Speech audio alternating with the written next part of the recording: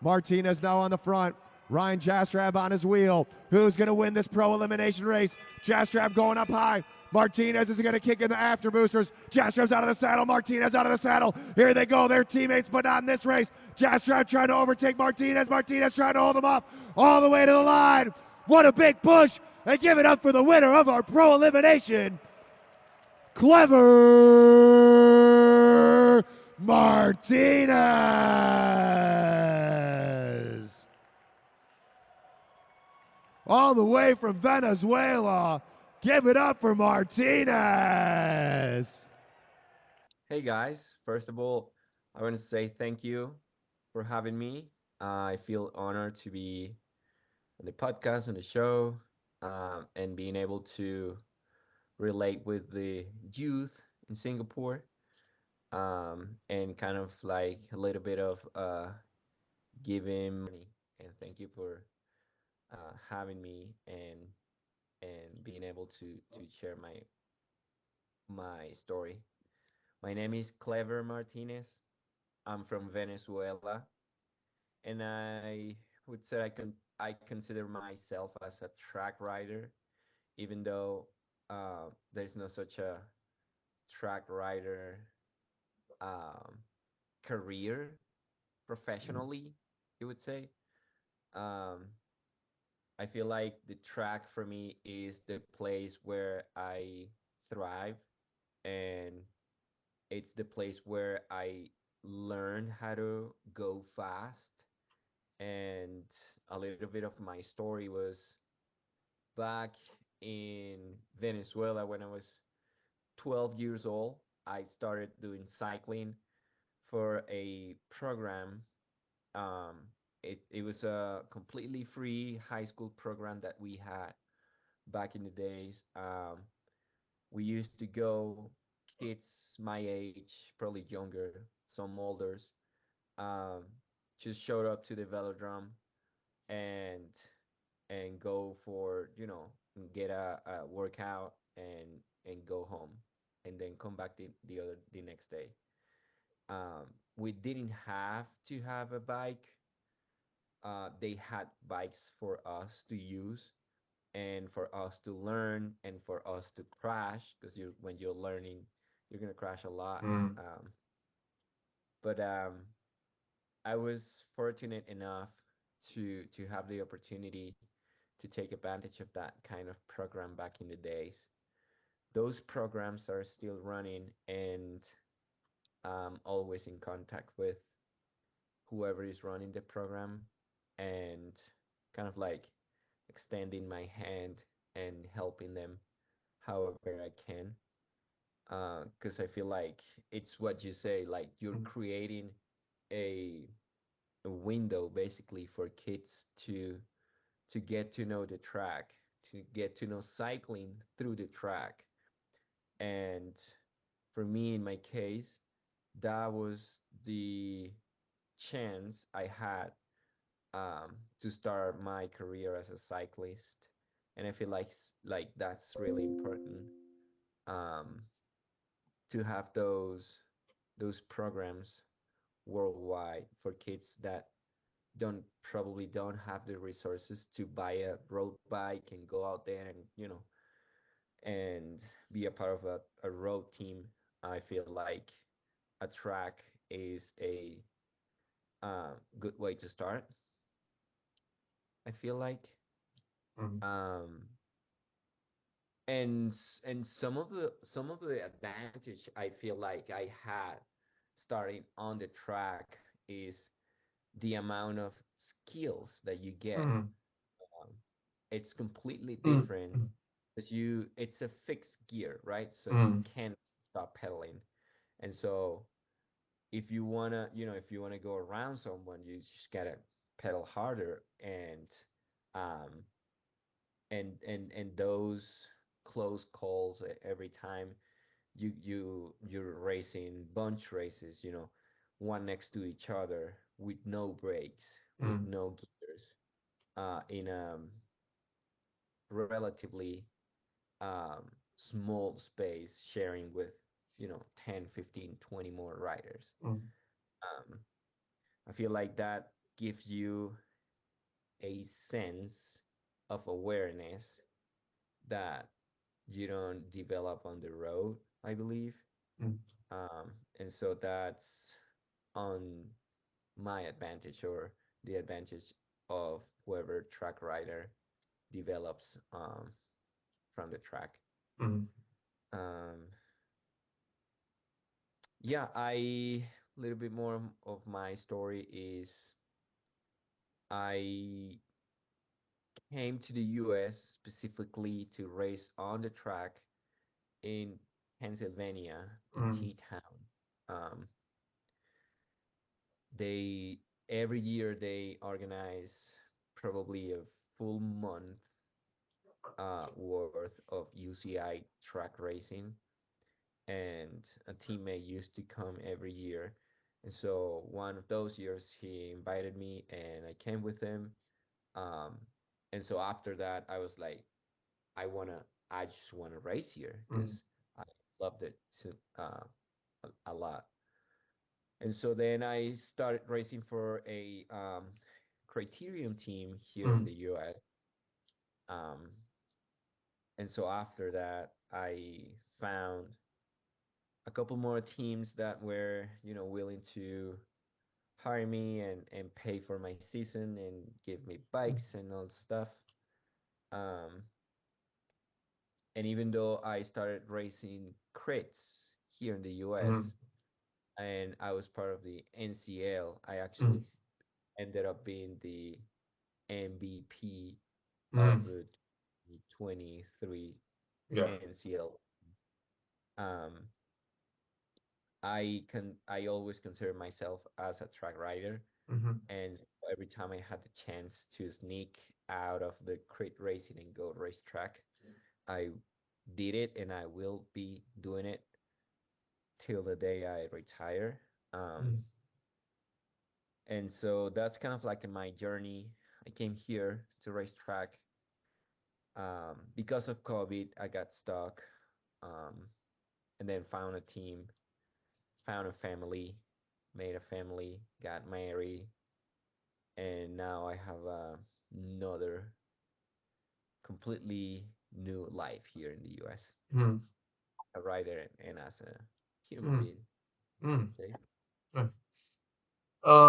Okay, thanks for the intro. So I will separate like the two questions out because I know you have like amazing track record in the road cycling area as well, as much as you racing the track. So, firstly, want to congratulate you on the getting the podium for the Pan American champs. Yeah. So you were saying like it was like for us like the Asian champs, and yeah, I agree. Like the field is pretty stacked. Like when I was like watching, there was a ton difference. So unfortunately, like by the time I watch it, I can only watch the highlights, and I think YouTube didn't really show that much of it, but I was managed to No. catch a glimpses of bits of here and there lah. So a few things I did see that you okay. So your main bread and butter should be Omnium and Scratch Races. Yes. Yes. But then I saw you did a Team Pursuit. Yeah. Right, like I saw like okay, you did a Team Pursuit as well. So was it intended? Like it's very to me like it's it's categories that is like very vastly different. So yeah, so it was intended. So it is a completely different, even leading into important race like that. You there is a bunch of details that you need to fine tune with your team, and I don't even rode one time with them other than the day before the race. Oh wow, yeah. And so it was a tricky situation because I kept asking my coach not to put me in. I said, I don't want to go. I don't want to race. I'm not ready for this. I even forgot my aero bars at Oh home. oh And so I didn't have any aero bars, and I was like, yeah, I'm not racing these. And so he was like, "No, we need you. We need you. We know you're in very good shape and blah blah blah. You're gonna pull it off." And I'm like, "Brother, okay, I'm gonna do it, but I can't promise Yeah. anything." Anyways, he ended up being pretty good for me. It was a pretty good performance, even though we didn't go to the final round. Mm-hmm. We um, ended up in sixth position, Mm. but with a time difference. Um, so my national team raced there without me Mm. 2 years ago, that same track. Um, and so they have a like a A record?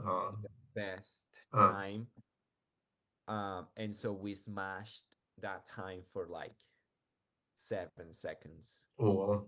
So our team this year was 7 seconds faster Mm. than 2 years ago, which was great. Mm. I'm not gonna say it was because of me, but I know the guys they've been working a lot um, and improving a lot, and they are pointing in the right direction. Um, but yeah, it was a tricky situation that I Mm. found myself into, just because I live in the U.S. and I train here by myself or with the community here in Colorado Springs. Um, and but we don't ever do any Mm. team pursuit Mm. training, Mm. workout, any of that. So um, yes, it is completely different, and I would say I probably pulled it off because I was in good shape enough to um so the key for me, the key in a team pursuit is Mm. the exchange, right? When Mm. you Mm. go Mm. Mm. up the track and Yeah. come down, that that movement needs to be perfect, Mm. timely to Yeah. perfect. Mm. Because if you come down and you come down losing half of a Yeah. wheel Mm. or a bike lane, Mm. you're gonna suffer. Mm. And so if you survive that one, you are probably gonna blow up the next Mm. pull. You don't recover properly. Mm. And so I guess yeah, I was riding good enough to um cover some mistakes Mm. you can do with just fitness. I guess I was Mm. racing out of fitness. Um, but yeah, I it wasn't pretty Mm. How, how to how to much cut training that. y'all did prior to that? Like, or it's just you guys really just on that day itself, you all just had a few runs and you all just went ahead? Or it was like at least we had like a month or 2 months preparation type of thing? No, no, no, no. It was literally a day before. Oh wow. Well, Okay. I would say Mm. so the team pursuit was training together, say a month. They were like training together for a month in Venezuela, getting ready for that Uh, race. I was the only one who didn't train with them just because I don't live in Venezuela and they were mm. training in Venezuela. So um, I couldn't be a part of it. I do have a full-time job here, and Mm. I can't just go to Venezuela for a Mm. month Mm. and train with them. Mm. So um, it was tricky for me, Oh, like I oh. said, Mm. and I got together. I flew into Pan Am's Mm. 2 days before the race, and so I'm lying. We rode twice, Mm. 2 days before the actual race day.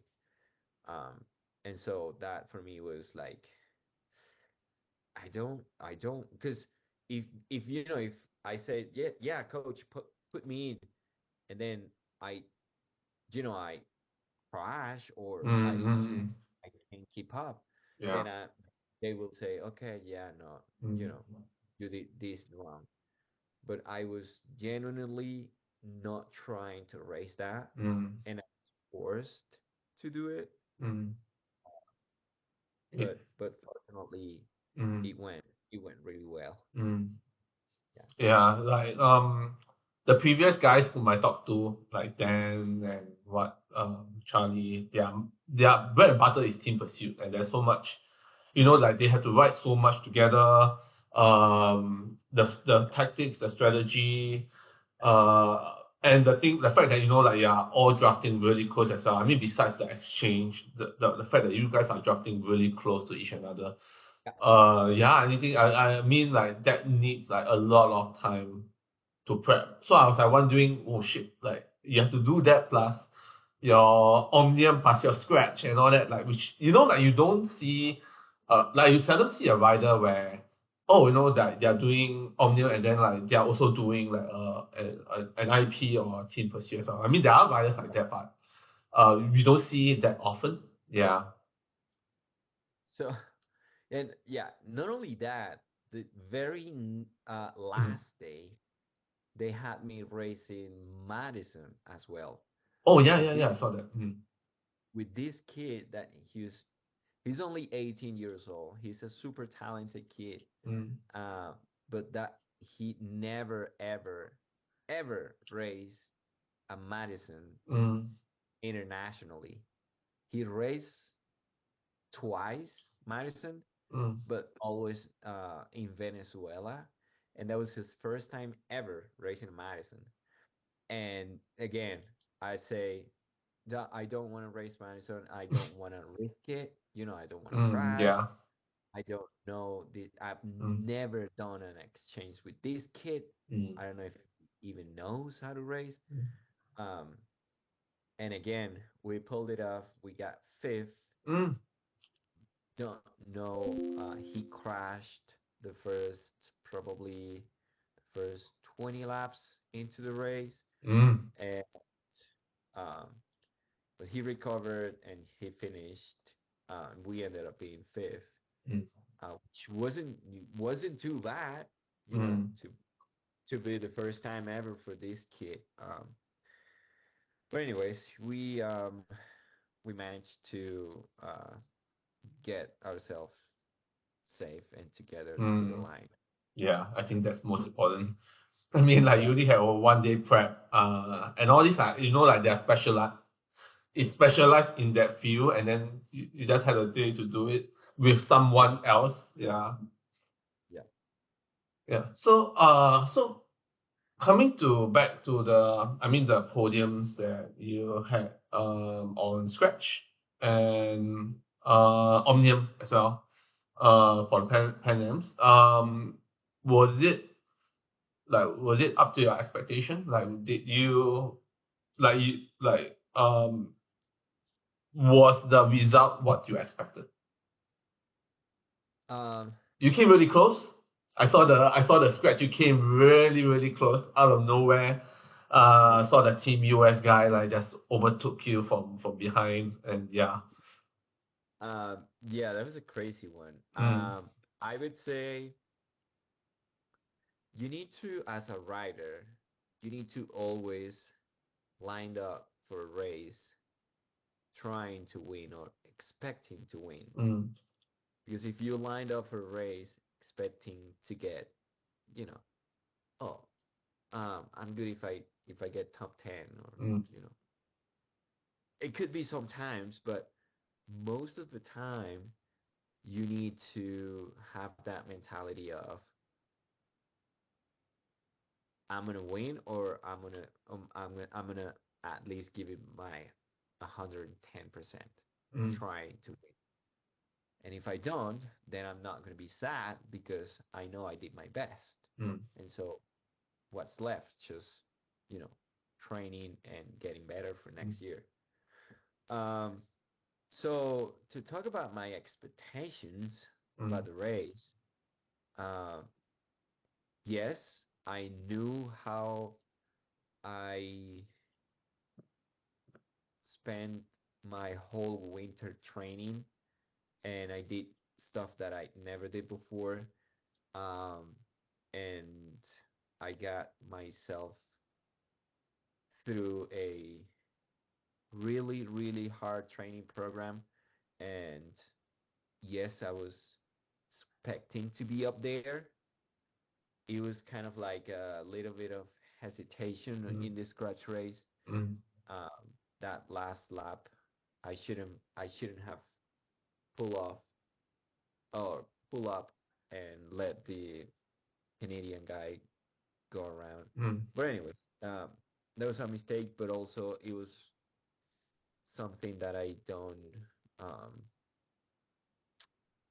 I wasn't sure about myself. mm, But then from there, I was like, okay, I think I got this. And then I went into the Omnium with the mentality of, okay, I got this.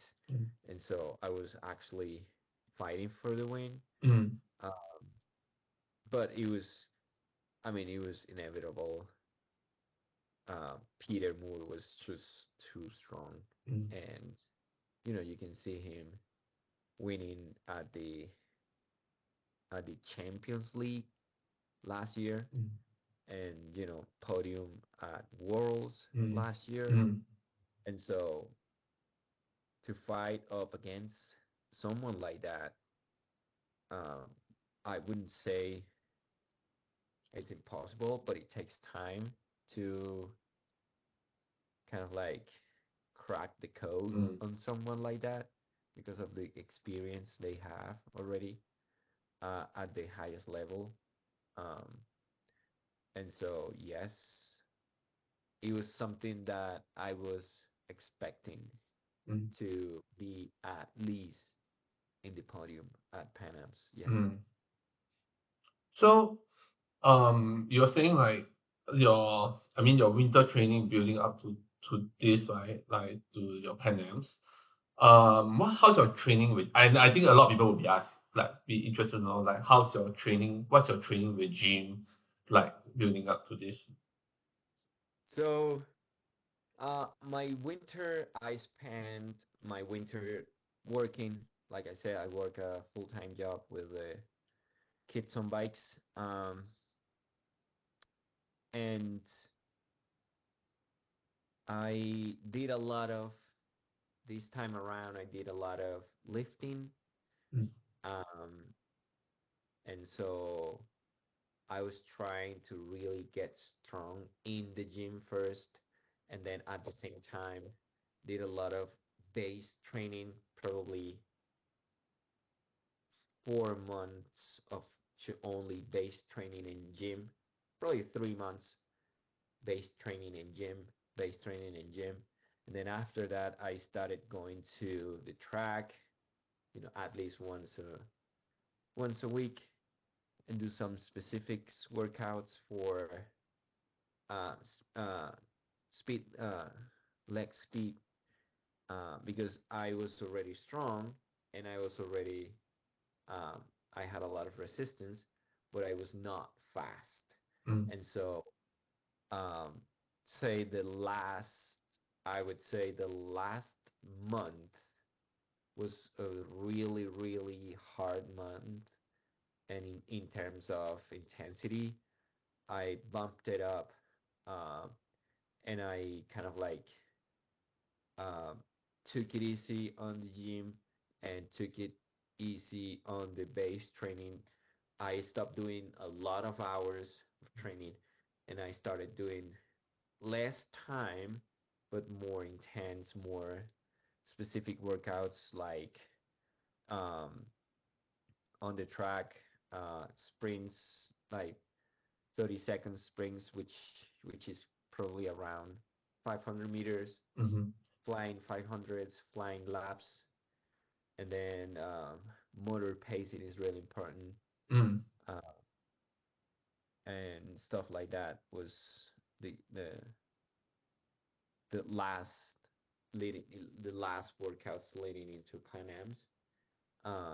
Like I said, really short, super hard, super intense um, intervals with short recoveries.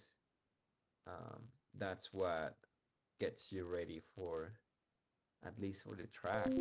I wouldn't say for the road, because I guess on the road you mm, would want to keep your mm. base training, your miles, your Yeah. time. Um, yeah, for the track, that's kind of like what I did. That's what works for me. Probably it's not what works Mm. for everyone, but um, yeah, a lot of lifting weights and base training. Uh, once your season is done, and then the closer you get to the race day, the more intense becomes your training and the less hours you do, because if you keep your hours up and then you try to put your intensity up here, Mm. uh, you're going to eventually burn out and not be able to keep training properly, or you're not recovering enough. So it's like almost 80%, 70% is almost gym work, I could say. Yes, for the track is really Mm. important. I found out this year that uh you get a lot of um you get a lot of it's worth it to do it. You get a lot of improvements Mm. if you stick with the gym.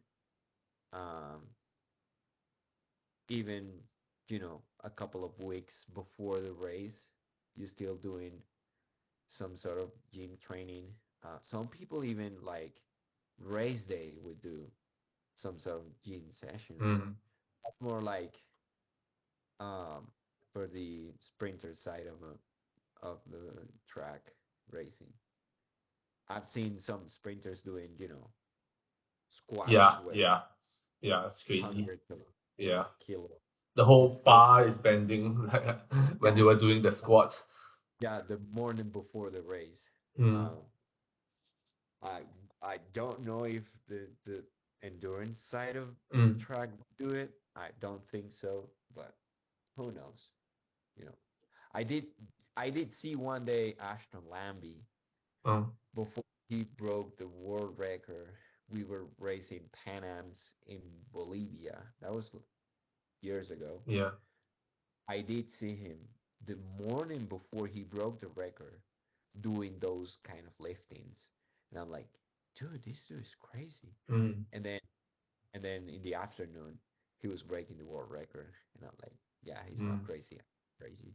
The thing is, I feel right now, okay, maybe there's a lack of experience on my side. That once we ramp up the intensity, there's a higher risk of getting injured, because like either you increase the weights and all that. So yeah, so do you at any point due to like gym work and all that, then and you you got yourself injured and you had to rest? I did. I did. Well, um, earlier this year in January, I would say the first week in January, I didn't get injured, but I did get really, really sick because Mm. I was trying to do that. I was trying to transition from really, really high volume, Mm. which was a lot of time on the bike, low intensity, and a lot of lifting, to start ramping up the Mm. intensity. Mm. And I did started ramping up the intensity Mm. without taking volume out of the equation, and I got really sick. Mm. And I lesson. I learned my lesson, but the hard way. Um, I did get super sick, and I couldn't even get out of bed for like 3 days, Mm. and um, it was like out of nowhere because I was feeling great and I was like, yeah, I'm killing it. Mm. Let me just go harder. Mm. Yeah. And no, that was a super, super, super mistake that I Mm. did. But I learned from that. Um, but yes, whenever you want to ramp up the intensity, you need to. I mean, you could do it, but the gains you're getting from the you're not gonna get anything out of that training Mm. because you're not gonna recover enough, and you're not gonna um, be at your best. Mm, And so I feel like um, for everyone listening to this, watching this out there, mm, if you're doing that transition from long hours to high intensity, please get your volume down before, rest up a little bit, and then go hard. Oh, that's good advice. Yeah, and also I don't know, like some of the boys that I had, like they are fanboys of the spinners like Harry, Matt Richardson, and they lift heavyweights, and and they want to emulate them. I say like it's not the right thing to do. So yeah, I think that was like one of the I think main thing when I was like handling or talking to the youths. I mean who wants to get into track cycling. Yeah. So also one thing so you also raised the Track Nations Cup. Was it last year? Yep. Like last year? Yeah. So yeah, my bad. When I was emailing you, I thought like it was a World Champs, but it's the Track Nations Cup in Milton.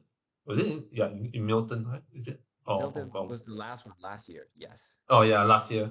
So what that was your first race? That's your first experience in the Track Nations Cup, or No, my first experience in Track Nation Cup was uh in 2022. mm, It was the second Track Nations Cup in Cairo, Egypt. mm, The first one was um somewhere in Hong Kong? Asia. Was it Hong No, Kong or Malaysia? no. Um, Indonesia. Mm, mm, But I couldn't go to that one. I went mm, to the second one, which was Egypt, mm, and then the third one was uh Canada, was mm, Milton. Milton. That was 2022. And then 20 wait, no, that was 2023. That was 2023. Then in 2024, I went to I went to the first one in January was uh Adelaide, Mm, that Australia. mm, Then the second one I went to Hong Kong. mm, And the third one was Milton again. mm, That was 2024. mm, And then this year, uh, they only did one. They only put one mm. together. It was um, Turkey. Mm. It was in Turkey. Yes. So when racing I mean you also have a lot of experience in the Pan Ams, and I mean you mentioned like that there's quite a few stints with the Track Nations Cup. Like racing on both races on that level, was it like a huge difference? Like because you're racing against like internationally, like you are racing against like Europe, Asia, Southeast Asia, and all that. So like for the first time when you raced that, was it like a like were you shell shocked by like It was the shock. difference suddenly like It went was up so high? massive, Yeah. massive. It was so much that I got scared Mm, the first time ever I raced Nations Cup, because I couldn't believe how fast mm, everyone was going, and then on top of that, they were sprinting on top of the how fast we were going. Um, it was shocking to me, um, and it was I I raced because most of the time, not to say every time, you have to qualify first. You have to race a points race, to Mm. earn you spot to race the actual Omnium. And so before the Omnium, you race a points race Mm. to qualify. Um, and so, I raced the points race and it was good. I was excited. It was the first time. I got through, and then uh, it was just like the race was just completely different. It was like full gas from the beginning, and then I didn't know because it was my first time ever. This was in 2023. Uh, I didn't know what kind of gear I should be running, and so I Mm. was kind of like guessing and asking around and like trying different gears and different races. Um, and so for me it was really like eye opening, Mm. an eye opening, humbling experience Mm. to be able to just hang in there, just Mm. like to hang with them. It takes so much just to be there, just Mm. to try to survive and not get lapped, right? Mm. And so, yes, it is. It is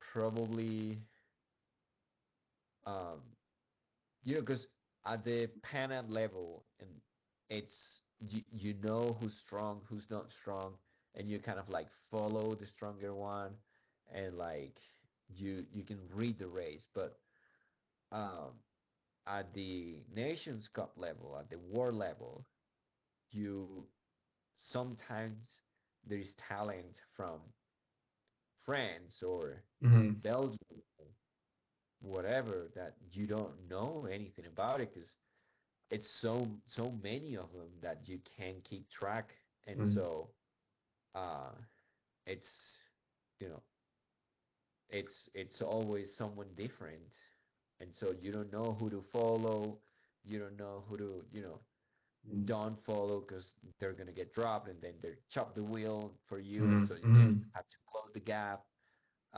and so it's the difference, as coming back to your question, the difference is huge. Mm. It's massive. Mm. Yeah, racing But you have is. gotten used to it now. I mean, like since you have I, raced like quite a yes, few you, races. you got used to it, Mm. and that give you a different perspective about Mm. cycling and Mm. about race, and you realize that there is there is higher levels, Mm. and so you kind of like come back home thinking about reaching those levels Mm. and getting better at it so you can go with them instead of just trying to survive. Mm. Um, but yeah, um, you you get used to, yes, Mm. and then you improve, and then you get you get to you get to play the same Mm. game, same Mm. rule. Uh, okay, so yeah, so I think that's on the pennants and the Nations Cup. So there's one more question I will ask, and I think we talked about it, is the Paris Olympics. Yeah. Yeah, so I don't know if you can walk through, because I always thought that you that is like the you know final game where finally you could actually race in the Paris Olympics. Then when I was talking to you on Instagram, and you said like guys not sending a team over. Yeah, so did you? I mean, even before that, like were you training up to it at some point, or like you were you even preparing like for that event? Um, I I knew I had to score big points at the last Nations Cup, Mm. and I knew only the top 22 were going to be able to race. And it was not normal because it's usually the top 24 get to race, say, Worlds. Mm-hmm. world Mm-hmm. championships, um, you get to race 24 riders. But in this case, it was 22, and I was fine with that because I was, hovering around the Mm-hmm. 22nd spot at the Olympic ranking, and I did end up being the 22nd um, in the Olympic ranking. But then there is other rules that um, basically overlap UCI rules, and so there's not only the 22 top riders, but uh, you get the team pursuits, and Mm-hmm. so those riders will be qualified for team pursuit, and then for Madison, and then for Mm-hmm. Omnium. So you don't count those guys on the individual ranking, and then there's the Madison guys. Mm-hmm. So whoever top six, top eight, I can't remember. From the Madison ranking will qualify on the Madison, but also will qualify on the Omnium, and so it was um, a tricky math Yeah. to do, Mm-hmm. uh, and I ended up being just out for one spot. Mm-hmm. But yeah, after that I guess I guess I didn't want to be in that position anymore, and that's why I went back home and Mm-hmm. started training even harder and doing, Mm-hmm. trying to better myself in any way I could possibly do. And uh, now this year, I feel like I'm a better cyclist than last year, and Mm-hmm. um, um, my world ranking is better, and uh, I feel like once the Olympic qualification comes around, I'm gonna be ready for that, Mm-hmm. and I'm gonna give it a shot, a real shot this time around. Mm-hmm. So even for this year, is the world champs in part of your itinerary? It's Yeah, in Chile, right? So I yeah, think it's yeah. South America. it's pretty accessible this time around. Yeah. I've I've raced on that track several times. It's a super nice track Mm, and nice city. A lot of Venezuelans mm, living in Chile right now. So a lot of support mm, from my people down there. But yes, my it is my most important goal. mm, I set up probably 3 or 4 goals for the year, but I would say that would be my biggest one to get to Worlds uh, in the best mm, possible shape. mm, mm, Uh, I already did my part. I got my points from Pan Am's. mm, I still need to go to a couple of Class 1 or Class 2 track races to get a couple more points to keep myself up there in the ranking. But I feel like it shouldn't be that hard mm, to just stay up there. And also last year I couldn't go to Worlds mm. because it was in Copenhagen. Yeah. Mm, Because there is mm, mm, some paperwork that needs to be done, and it's not up to me to do it. It's up to federations to mm, do it. Not blaming the federation because last year was a really hard year for the country, not only for the federation, mm, for the country as a whole. But yeah, let's just say that paperwork was not done, and so even though last year I had enough points to mm, go to Worlds, I couldn't because mm, something that it was out of my hands. mm, Hopefully this year everything gets done in a timely manner, and I get to go to race now Mm. in South America in Chile. Yeah. So I'm Looking excited for forward to that. it. Yeah. I think I'll be supporting you from Singapore, and hopefully you can get Sounds like a good. spot. Come, Chile's I so got you. far. Like you I look at the got you. time difference. Just buy a ticket. Just buy a ticket. I got you. Yeah, yeah, it's not that hard, right? Just get a ticket. Yeah, yeah. Yeah. So okay. So lastly, we talked about equipment, track equipment, and all that. Me talking to the team pursuit and individual pursuit guys. You know how important equipment is it to them. Everything is like in a matter of seconds, and it's all about time. So as an omnium racer, and as you do scratch racing and all that, like how important is it for you uh on regards to equipment? Yes. Um, I I wouldn't say our results are based on time, but if you look at the data, if you look at the results, every year the races they've been trending faster and faster and faster and Mm, faster year by year, which means that uh,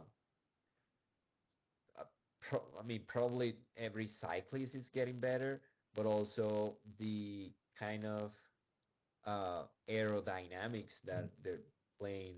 Um,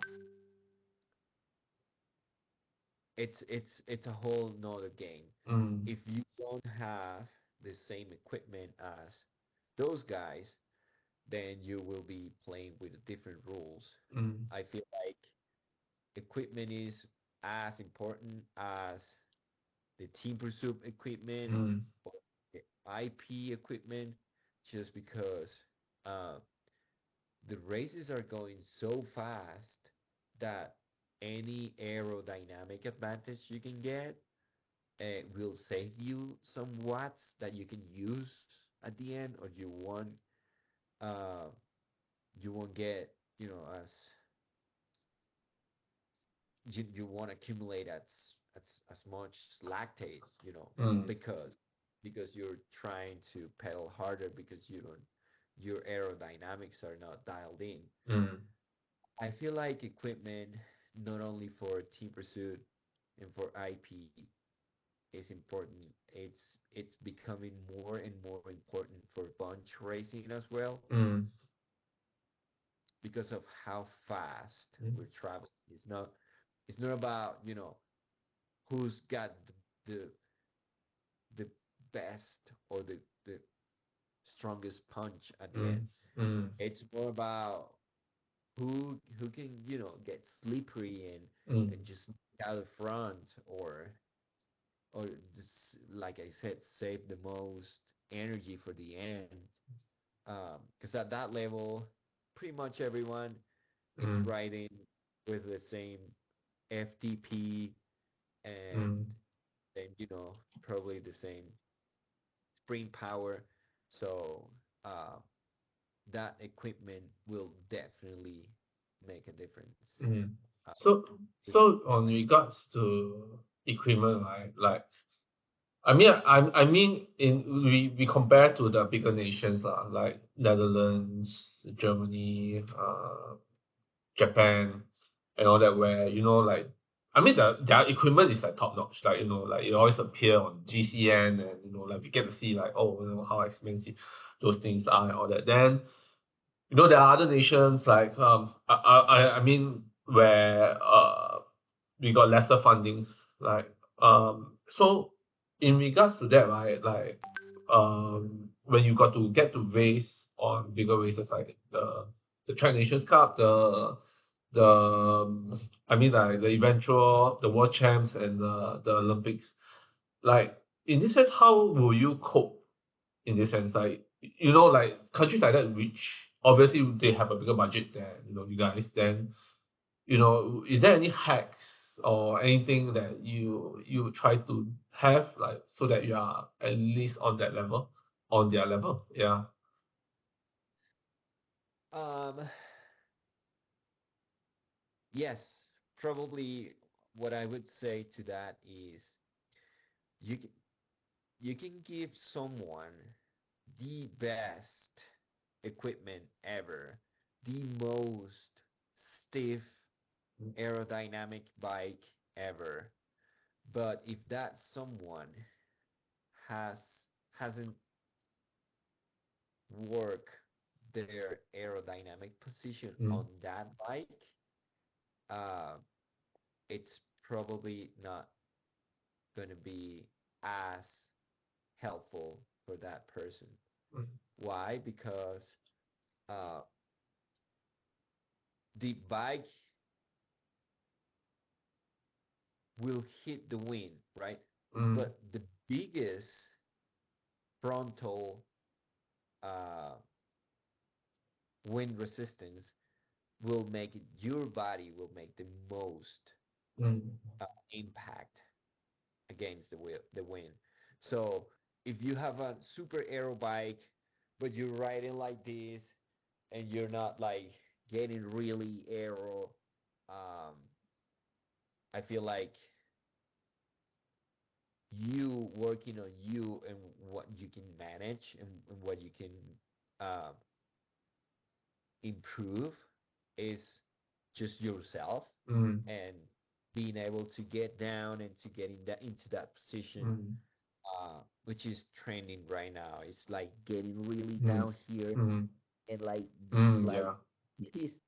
Um, not saying to a point where it gets even dangerous, Mm, um, but yeah, I feel like if you work in your mobility, mm, in your flexibility, in your time into the position, so you don't get too tired. mm, Also, kind of like pay attention mm, to what you're producing versus how fast you're going.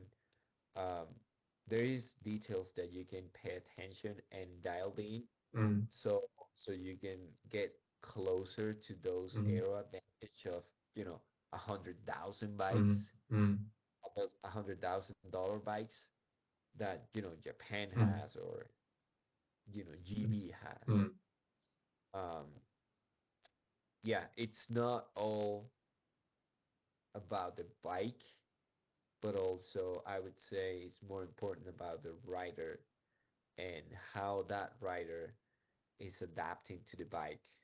Uh, and so for us, countries that don't have that kind of budget, mm, it's only a matter of just working in yourself and getting better. mm. Uh, yeah. So fitting is like I feel fitting the bike fit, then that plays like a very very major part. I mean like top priority in this sense. Like yeah. Yes, it does. Mm, It does. But um, I'd say you gotta go for the fit for the fitting for a bike fit where uh, that person knows about track cycling. mm, mm, And because if you go to if you go to I don't know the track Segafredo guy mm, who fits the World Tour riders, mm, um, and that guy is not just saying random mm, names, but that guy doesn't have any track background experience. mm, They will probably help you, but not as much as the guy who fits, I don't know, the mm, GB or Dan Bigan. mm, mm, Dan Bigan, it's a uh, aerodynamic engineer or whatever, mm, mm, and then he also races on the track, mm, and then also helps with those biomechanical developments for the Ineos World mm, Tour team. So uh, that's someone that you wanna go and get a bike mm, fit from. mm, Um, again, a bike fit will help you wherever you go to, but if you want to really, really, really uh, get into the most you can get from track cycling, then you most definitely go to someone with a track background. Yeah. Mm. Okay. So yeah, that's all for me for track cycling, and then I will transit to road cycling now. So like I think most of your experience is in criteriums, right? Like yeah, like for me, right, or even for I can speak for most Singaporeans, like you know how we get exposure, how did we even get exposure from the American scene? It's because of Legion, right? You know, they make the whole how they make like US based at that point in time, probably like a few years back, where you know they make Criterium cool, kids is Yeah. cool, you know, guy with the gold chain and everything.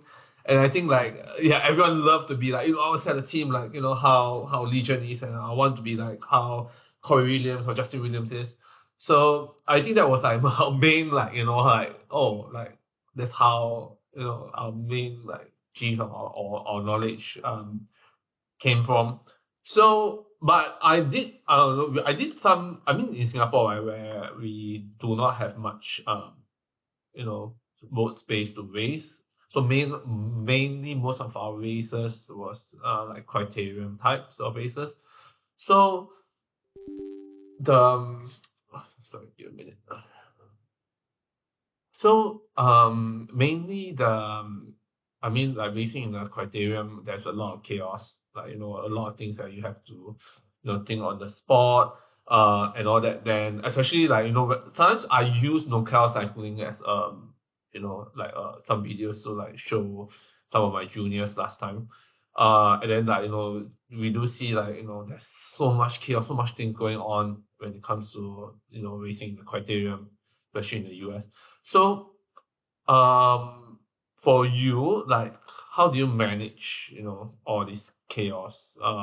Was it mainly the experience you get from track cycling, like, and in Omnium, or, you know, how do you even manage this?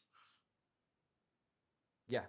I always say that I feel confident navigating the Mm, criterion world, the criterion pack, because of how you develop as a rider on the track. I feel like I said before, you mm, get skills from the track that you develop unconsciously. You don't you're not thinking about that, but you're getting used to go super fast with no brakes, mm, uh, next really close to each other. Um, and so that for me, I feel like it's an advantage that I got from track cycling. Um, so yes, it gets chaotic. It mm, gets really sketchy, mm, especially towards the end. But if if you and I can see and I can see it right now, like people winning races and people getting up there. It's always the same people, and it's always mm, track riders, mm, or ex track riders, mm, or whoever is racing track right now. I feel like you develop some sort of sense. mm, That makes sense. Um, and you're able to navigate easier, or um, probably get that little bit more of edge into the last turn, or like overtaking people. mm, uh, yes, I feel like, and I always said it, and I always gonna say it, um, track cycling play a major part on that mm, skills development. mm. Yeah. I so like the was it a national cycling league? I mean the one that was I mean they ceased operation and all that. Like I think I was watching that. I was watching the Nationals, US criteriums. So I mean, there's other criteriums maybe I'm not exposed to. So in the US, right, how competitive is the American crit scene like? And like as I said, like I don't know is it a hype or not, like racing against Legion, LA, was it particularly difficult like when you have to race against them because they do have numbers and they do have a lot of good riders, like racing against them, like how hard is it, and also as I said, like how how competitive is it in the US, like when you're racing the crits, like. It's I would say is the most competitive racing, Mm, just because how short and intense the races are. And yes, Racing Legion, I would say probably 2 years ago was even intimidating.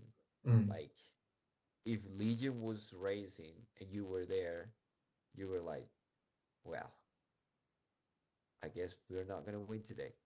mm, Um, but there is a couple of teams that, like I said before, they have cracked the code mm, on Legion, and so even though Legion has the experience and the numbers and the power to do whatever they want, um, there was a couple of teams that really found out how to beat them, and they did it several times. Um, and then individuals like me or um, a couple of my teammates, uh, here and there, you could sneak out mm, a win or two, but if Legion was there, Legion was expected to win. mm, Actually, like I said, 2 3 years mm, 2 years ago. Nowadays, is it the same? I don't think so. Uh, most of the really, really big power, uh, big like they said, big guns, switch teams. So now they don't have the kind of power they had before, mm, but still somewhat respectable, and you don't let them go off the front. mm, You you always you're always watching them, mm. and yes, The, they're the I'm they're sorry. still strong, Mm, not as strong as before, but mm. yeah, they're still strong. Yeah. So when you come to racing the crits and your track ambitions, I mean there's I mean that if you're in a team, right, there's always expectations, like either you podium or the team get a win or that. But the thing is, right, like road racing, as you said, road racing and track racing, it's vastly different in terms of training. So I always ask like everyone this, like Charlie had like he was in a UCI Conti team and all that. So how do you manage in this sense where it's very very different type of training, even for now, like you're still with a team, or even prior to that when you are, I mean, like with maybe uh when you are in another team and you have to manage this. How do you manage the training where you have like these two? Yes. For me, uh, my team knows what I'm doing on the Mm, track, and um, I've talked to my coach, to my team manager, and they know I'm not gonna be my best mm, for crit racing the beginning of the season, just because I've been training for track racing for the mm, last 5 months. mm, So it'll take me a couple of months for me to get my crit mm, legs. Um, but we have a couple of my teammates that they are ready to go, and then I am the one like sacrificing myself for them Mm. to try and set them up for the win, or to try and keep the race together for them. And Mm. so that's kind of like my job. Meanwhile, Mm. uh, like I said before, I set up a couple of big goals for the year. Mm. One of them is a really, really big creek race is coming up in June. Mm. So we have probably 7 more weeks, Mm. and that'll be more than enough time to get my legs Mm. ready for crit racing. Mm. I'm not saying I'm not trying to win. I'm trying to get my team to win Mm. uh, every time. But uh, fortunately, I my my team manager knows me, and he knows what I'm doing, and they're all supportive Mm. of uh, uh, my journey and Mm. and everything. So yes, Mm. like you said, it is very different when you're getting ready for road racing Mm. and getting ready for track racing. Um, that's probably why at the Olympics, whoever's racing the track Mm. is not usually racing on the road, Mm. or is not really a part of the road Mm. Olympic, because those uh, preparations are really, really vastly different. Mm. Unless you're Kristen and Mm. this lady from the US who Mm. won Yeah. gold medal Mm. with team pursuit, and then went Yeah. and won Mm. gold medal on the road. Unless you're her, Mm. uh, yeah, it's Yeah. completely different. True. I dug up some of your, race records, and then okay, this is some time back, and I saw you race a Vuelta, like Vuelta Venezuela, and it's a Yeah, multi-stage, so it's like very different. I was like, oh, you did like a multi-stage tour, and then yeah, like after that, then the record is all on track, criteriums and all that. So I don't know where did that came from. Like like you were doing that, and then suddenly you transit to doing criteriums and track racing. So how did that start, and then what like how did you yeah. transit to So that? I've raced a couple of Vuelta Venezuela, and Is it like their nationals, or is just like a stage race of its own? it is a stage race. Uh, Usually an 8 stage Vuelta. mm, So 7 days, 8 stages. Because one day is double stage. Uh, so last time I raced Vuelta Venezuela, I ended up being second GC. yeah, Uh, and then whoever won tested positive, and so I ended up winning. yeah, And that was 2023. mm, Uh, and then before that, I raced another Vuelta, which was I believe 2019. Um, but I was racing as a preparation for Pan Am Games. mm, I was basically racing because I was leading out my teammate who won. I believe we won 7 stages out of the mm, 8 days. We won 7. He won 6, and I won 1. mm. Because I was leading him out, and all of a sudden I kept on looking for him.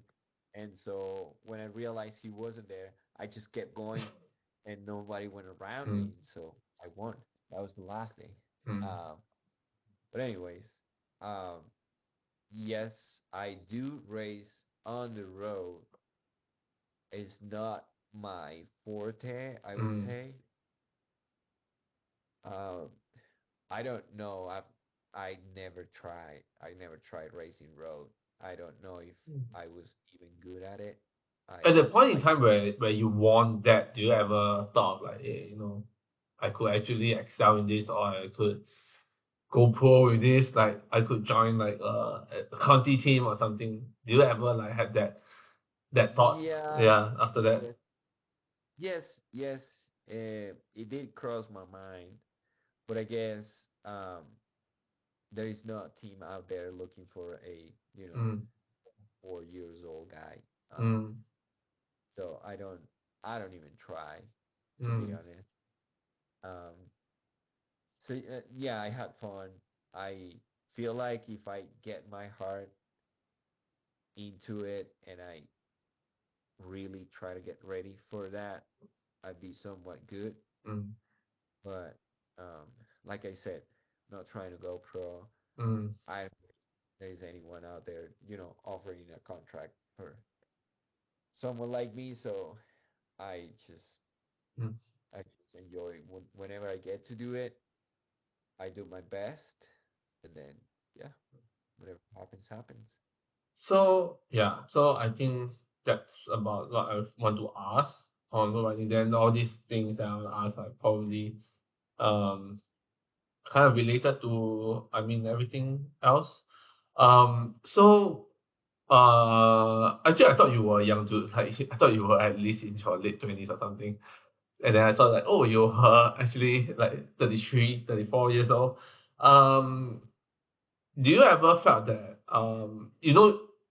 where right now, right, where we look at the riders that is coming in and all that, they are getting younger and younger. The people who are winning are, getting younger and all that. Do you ever felt that was there an age barrier, like is age a factor? Like do you feel like, oh, I'm at 34, I'm 35, I'm probably going to regress at some point? Do you ever felt that?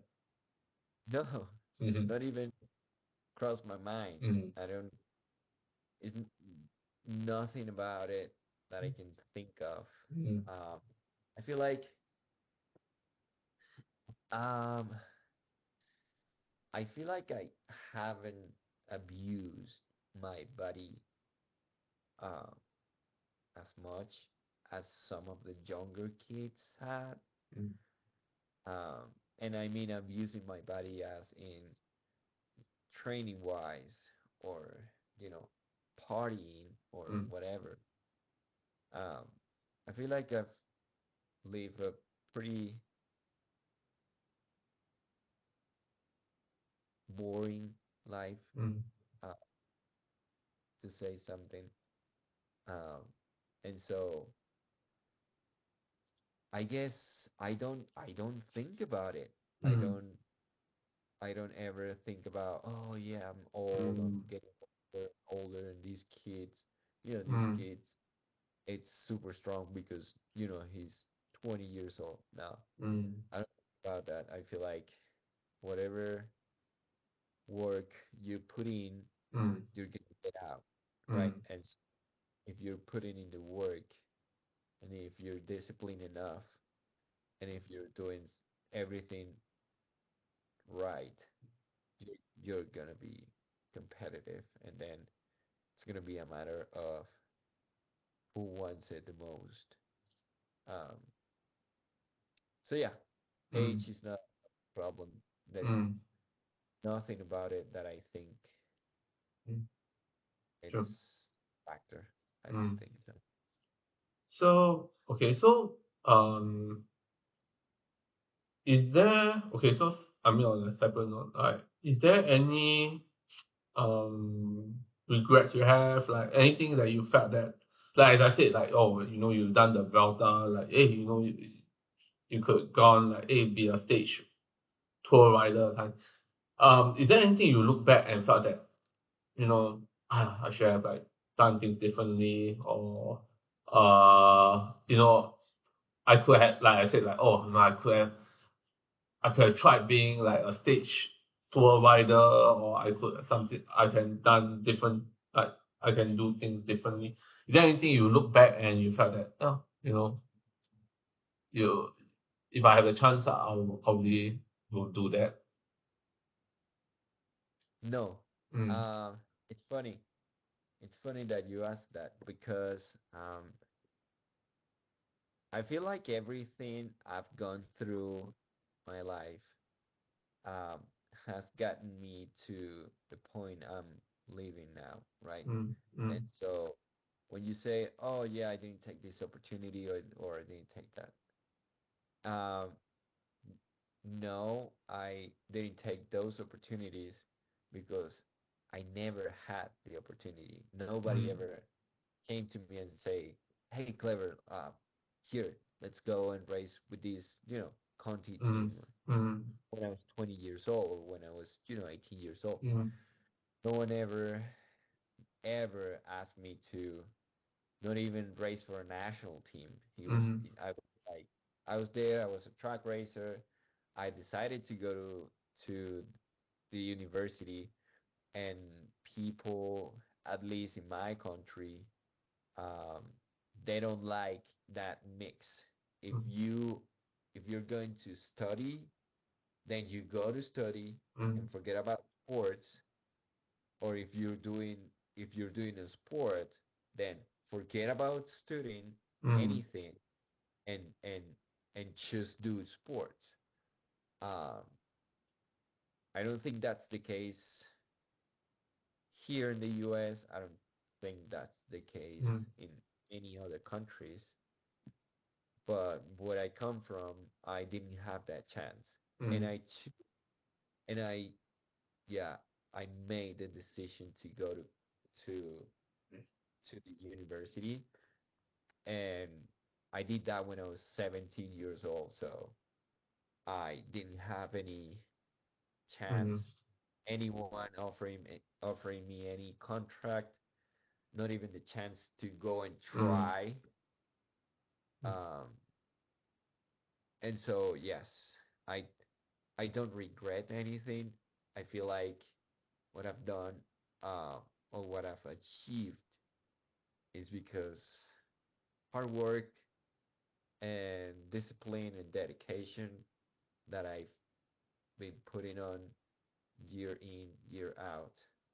Um, so yeah, I'm Mm. actually grateful for the place I'm at right now, um, the people I can help right now, Mm. um, and the knowledge I've gotten all throughout these years. I'm really,